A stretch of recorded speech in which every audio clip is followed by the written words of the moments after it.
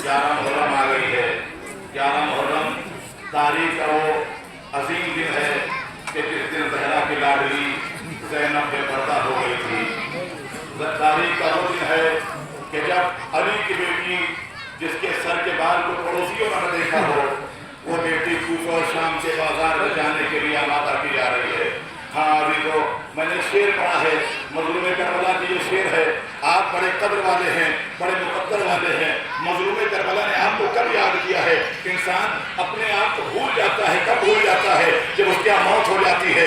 रिश्तेदारों को भूल जाता है, सबको भूल जाता है। लेकिन मजलूम करबला जब 70 लाशें उठा चुके हैं, 70 लाशें उठा चुके हैं, और मजलूम करबला अपने लाल जनाब सैयद सज्जाद के पास वक्त रुसत के लिए आए हैं, तो यही जुमला कहा था, ऐ मेरे लाल सज्जाद, जब कहते शाम से छूट के जाना तो हमारे चाहने वालों को हमारा सलाम कह देना, और इतना कह देना, ऐ मौला के चाहने वालों, जब कभी ठंडा पानी पीना तो उस गरीब की प्यास को याद कर लेना। फिर फरमाते हैं, अपनी मजलूमियत दिखाई ना दिखाते हैं, काश मेरे चाहने वालों तुम करबला में होते। आज हम सिर्फ मसाइल सुनते हैं, हमारा सीना कहाँ उठता है? इंसान की आंखों से ज़ारो कतार आंसू निकलने लगते हैं। उस मंजर को याद करो कि जब बाप और बेटे में गुफ्तगू हो रही है, एक बाप अपने बेटे से कह रहा है, अरे मेरे लाल, जब कहते शाम से छूट के जाना, मेरे शियों से कह देना, काश तुम करबला में होते, तब देखते कि तुम्हारा मौला करबला में कैसे पानी मांग रहा था। और अजीजों, जब हुसैन ने पानी मांगा, जवाब में क्या मिला है? 3 भाल का तीर। जो बच्चा 3-6 माह का था, उसकी गर्दन पर 3 भाल का तीर। इतना छोटा असगर का जिस्म था, उससे बड़ा तीर हुर्मुला था। हाँ अजीजों, आज 11 मुहर्रम, जिसे हम यौम ज़ैनब के नाम से जानते हैं, आज असीरों का दिन है, आज बेवाओं का दिन है, आज उनका दिन है जो बाद कत्ल हुसैन जिनका कोई पुरसाने हाल नहीं है। कल शाम गरीबा के आपने मसाइल सुने हैं। हाँ अजीजों, बस तमाम कर रहा हूँ, अभी आपके सामने दाखिले बनी असद की ज़ियारत कराई जाएगी। कुछ जुमले कहूँगा, दिल आपका पाक है, और हुसैन गरीब मजलूम की दास्तान आप सुनते रहते हैं तो ज़रूर गिरिया करेंगे। आज भी रात आप लाइव देखें, यूट्यूब पे देखें 12 मुहर्रम के जुलूस को, तो सरज़मीन करबला पर 12 मुहर्रम को कबीले बनी असद के लोग आते हैं, और आने के बाद वही मंजर पेश करते हैं। छोटे छोटे बच्चे होते हैं, औरतें होती हैं, जवान होते हैं, नौजवान होते हैं, किसी के हाथ में बेलचा होता है, किसी के हाथ में घोड़ा होता है, किसी के हाथ में कोई और औजार होता है। पूछो कहाँ जा रहे हो? आवाज देंगे, हम मजलूम करबला के लिए कब्र आमादा करने के लिए जा रहे हैं।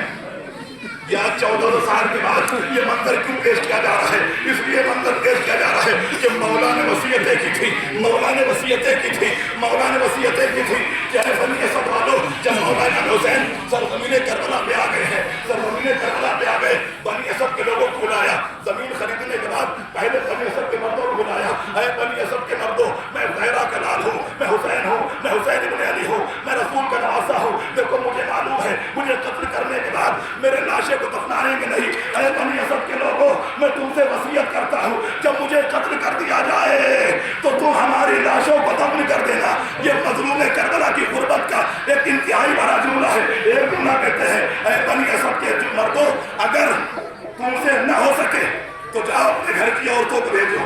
बनी असद की औरतें आई, जब हुसैन गरीब के सामने बनी असद के मर जा चुके हैं, औरतें आई, एक मरतबा मेरा मौला बनी असद की औरतों से मुखातब हुआ, अरे बनी असद की औरतों, अगर जालिम बादशाह की खौफ से तुम्हारे मर्द यहाँ न आए तो तुम पानी भरने के बहाने अरे फरात की जानिब आना, मुझ गरीब के ऊपर एक एक मुट्ठी खान डाल देना, ताकि हुसैन की तुरबत का इंतजाम हो जाए। हुसैन मर्दों से वसीयत कर चुके, हुसैन औरतों से वसीयत कर चुके। एक मरतबा मजलूम करबला मुखातब हुए, जाओ अपने बच्चों को भेजो। हुसैन के कहने के बाद बनी असद के बच्चे आए। जब बनी असद के बच्चे आ गए हैं ना, बनी असद के बच्चे आए, अब सुनो अजीजों, जब कोई वसीयत करता है ना तो मर्दों से वसीयत करता है, औरतों से वसीयत नहीं करता है। लेकिन जब कोई मर्द इतना ताकतवर ना हो कि जो वसीयत अमल न कर सके तो मर्दों औरतों को लाया जाता है। लेकिन हाँ, हमने आज तक नहीं सुना है किसी ने बच्चों से वसीयत की हो। लेकिन मजलूम करबला की गुर्बत के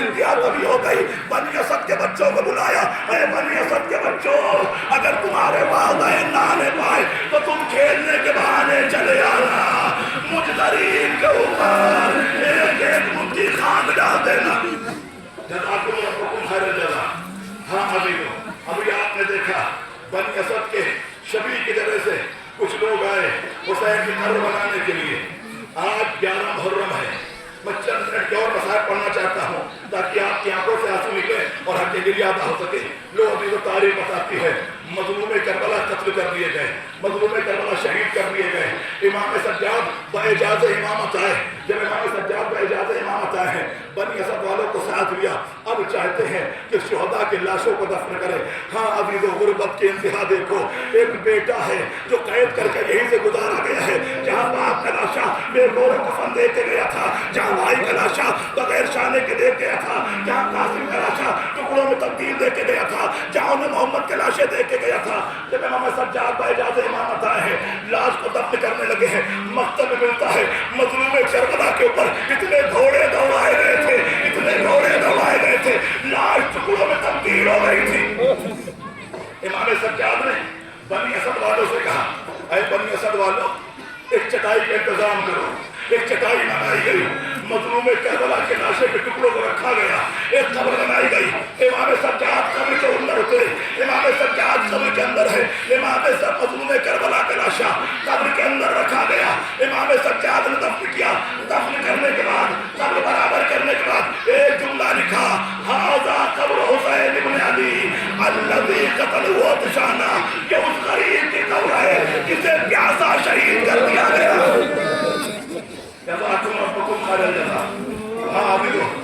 دو چار منٹ کے مسائل اور ہیں. امام سجاد نے دفن کیا. ایک مرتبہ بنی اسد کے لوگ کہتے ہیں, ابھی مولا عباس کے رب کی زیارت ہوگی, بنی اسد کے لوگ کہتے ہیں آقا ایک نشیب میں ایک لاشا ہے جہاں سے بہت خوشبو آ رہی ہے, جہاں سے بہت نور ساطع ہو رہا ہے. ایک مرتبہ امام سجاد کہتے چلو, بنی اسد کے لوگوں کو لیا, اس نشیب میں آئے.